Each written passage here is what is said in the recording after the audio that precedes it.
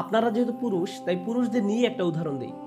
একজন পুরুষ হিসাবে আপনার উপর বিভিন্ন রকমের দায় দায়িত্ব আছে।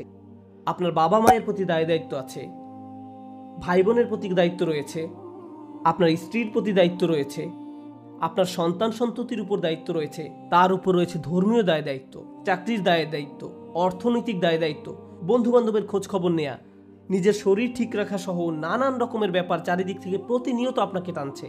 এখন কেউ যদি সিদ্ধান্ত নেয় যে সে সব কিছু ভুলে শুধু তার স্বাস্থ্যের উন্নতি নিয়ে পড়ে থাকবে, পাল্লাটা এখন একদিকে নামিয়ে দিয়েছে। সে হয়তো ভালো স্বাস্থ্য অর্জন করবে ঠিকই, কিন্তু জীবনের অন্যান্য ব্যাপারগুলো তার জন্য নানান রকম সমস্যা বয়ে নিয়ে আসবে। অথবা কেউ বলল, আমি শুধু আমার সন্তানদের যত্ন নিব, বাবা মায়ের কথা ভুলে যাব। তাদের কথা ভুলে যান, তাহলেও আপনার জীবনে বহু সমস্যা দেখা দিবে।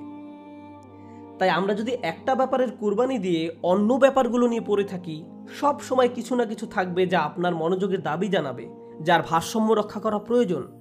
প্রতিবার যখন আমরা একটা কিছু অতিরিক্ত পরিমাণে করি, এর মাধ্যমে আমরা আসলে অন্য আরেকটা ব্যাপারকে অগ্রাহ্য করি, বঞ্চিত করি, কিছু একটার অধিকার আমরা অস্বীকার করি। ফলশ্রুতিতে আমাদের জীবন পথে নানান রকম সমস্যা এসে জড়ো হয়। তারপর আমরা আমাদের সমস্যা দূর করে দেওয়ার জন্য আল্লাহর কাছে দোয়া করি।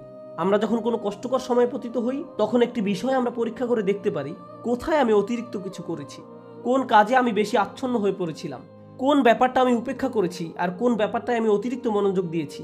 আমি কি কোনো কিছুতে বেশি করে ফেলেছি? এজন্যই কি আমি সমস্যায় পড়েছি? যে ভারসাম্য থাকার কথা ছিল সেটা হারিয়ে ফেলার কারণেই কি এমনটা হয়েছে? অতএব এটা আসলে আমাদের ধর্মের অন্যতম একটা মূলনীতি, খুবই শক্তিশালী একটা মূলনীতি।